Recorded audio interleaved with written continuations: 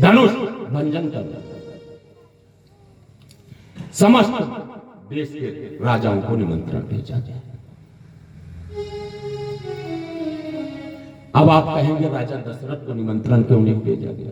विश्वामित्र जी जानते हैं कि राजा दशरथ के पास राजा जनक संदेशा नहीं भेजे।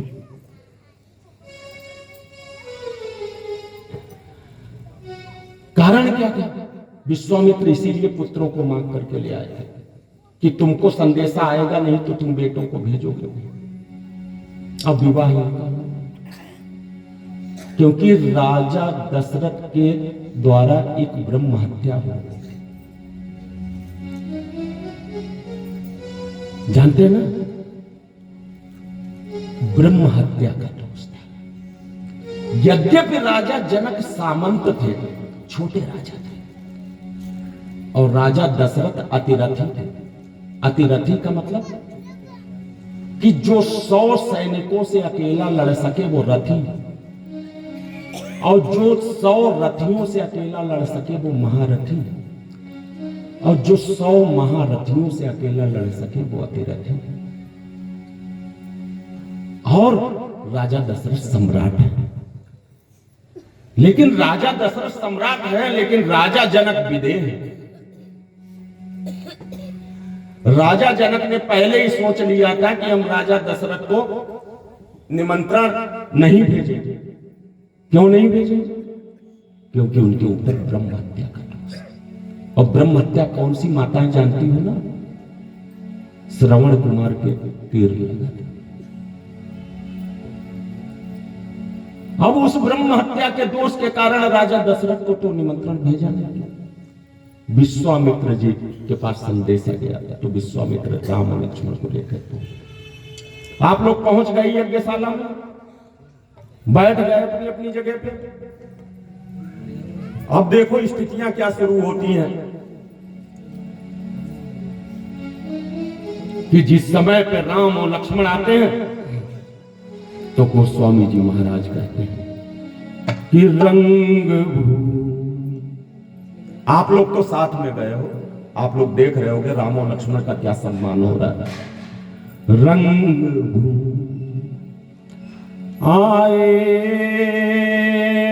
दो भाई, औसी सुधी सब पुरवासी पाए। किसको सूचना मिली?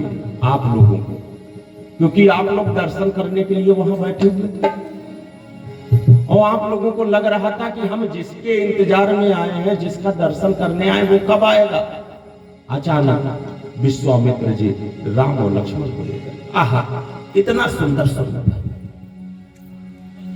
जिस समय राम लक्ष्मण को लेकर के आते हैं तो जनक जी ने देखा है कि बहुत भीड़, आप लोग दौड़ने लगे हो, आप लोग अपनी अपनी कुर्सियां छोड़ करके राम का दर्शन करने के लिए, आदत है ना आप लोगों की। इतना प्रवेश पत्र दे करके भेजा, इतना रोल नंबर दे करके भेजा, लेकिन अपनी उदंडता वहां भी नहीं छूटी। सब दौड़ने लगे, और दौड़ते दौड़ते अचानक राम जी का दर्शन करने के लिए जब दौड़े हैं तो राजा जनक ने देखा है बहुत भीड़ हो गई है, सब राम और लक्ष्मण को घेर रहे हैं। तो राजा जनक ने आदेश दिया कि आसन उचित देव सबका।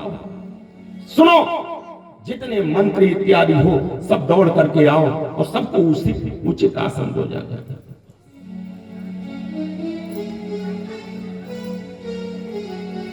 अब आप सब लोगों को उचित आसन दिया गया, सारी प्रजा बैठी हुई, और धनुष बीचों बीच में रखा हुआ है। अब यहां पे ये सोचना कि आप राम को देख कैसे रहे,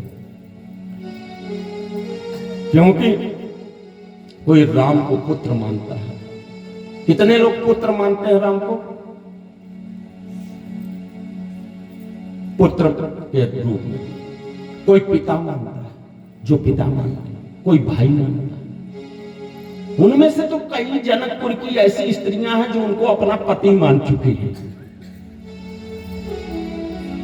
हम भगवान कृष्ण के लिए कहते हैं कि भगवान कृष्ण के 16,108 तो ये 16,108 रानियां करने वाला